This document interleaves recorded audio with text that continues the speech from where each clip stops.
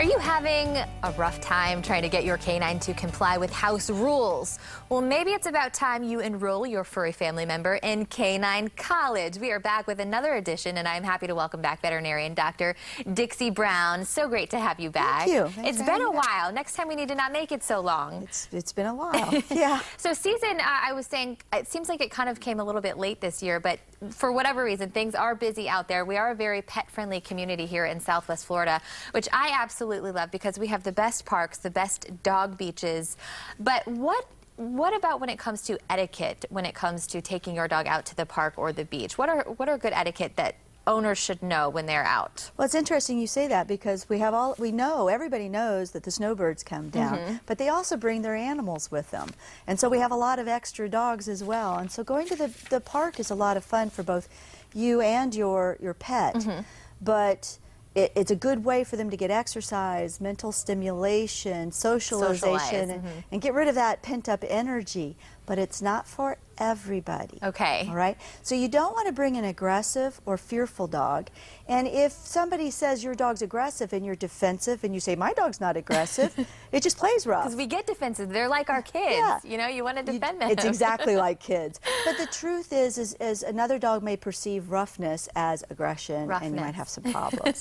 And never bring a dog that's under 4 months of age so that they haven't had their series of vaccines. Okay. That's not safe. Okay, so let's talk vaccines then, because when they're out socializing with other dogs, and who knows how your dog will react sometime, especially if you haven't had them out. What are the recommendations for vaccine? What should they, I mean, I would say certainly be up to date on rabies and all that stuff, but what goes along with that? Well, the county has stipulations on what they require for them to go into these dog parks now, and rabies obviously, but it's also important that not only do you do your rabies, but you have your license. And then you have your core vaccines, which is your distemper combo. It has parvo and adenovirus in it.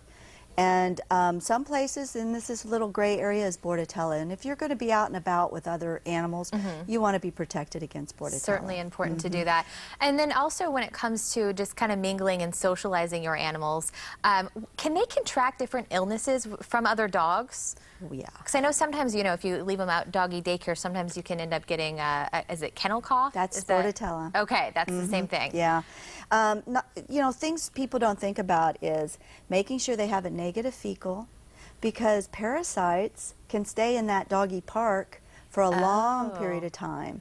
And then another animal that comes in that is not on any prevention that would help them, they'll pick it up, and then later they'll be licking their paw. And that's kind of the start of how it there spreads. it comes. Yeah. Okay, Yeah. gotcha.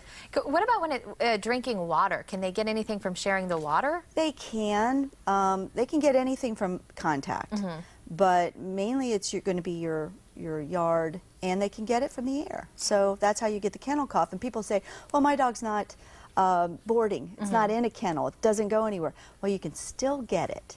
The good news with kennel cough is a lot of times it doesn't cause mortality. It just causes morbidity. I was going to say, what are the effects of that? Yeah, they get sick, and they get sick for about a month. They have this hacking cough. It will drive you crazy. The dog doesn't seem as bothered about it, but if they're young or old, they can get very ill, and they can die. They can get pneumonia. Oh gosh, that'd be scary. Yes. Well, good to know. All right, so get those vaccinations, especially if you're heading out to the beach. We have so many great places. You know, the doggy beaches are one of my absolute favorite things about living in Florida. But you got to do it right. So take care of the dogs if you're going to have them out in public. Take water in a bowl, because they'll drink the dirty water, and then they'll get sick. And then too, in the salt water. Yes. Not a good mixture you there. know, Stephanie, the other thing that we always tell people, if you're going to the beach, please keep the dogs on a leash if you can. Super because important. if you have a 100-pound dog and somebody brings a 6-pound Maltese, that's a chew toy. Oh gosh, yeah. The dog isn't meaning to be aggressive, but you can still socialize them on a leash. And if you say my dog doesn't bite, you don't know that somebody else's dog isn't going to attack yours, and you need to have that control. Great point, great point. Well, thank you so much. It was so great to have you back. And we've got to do this again soon, back for another Canine College. We hope you guys learned something.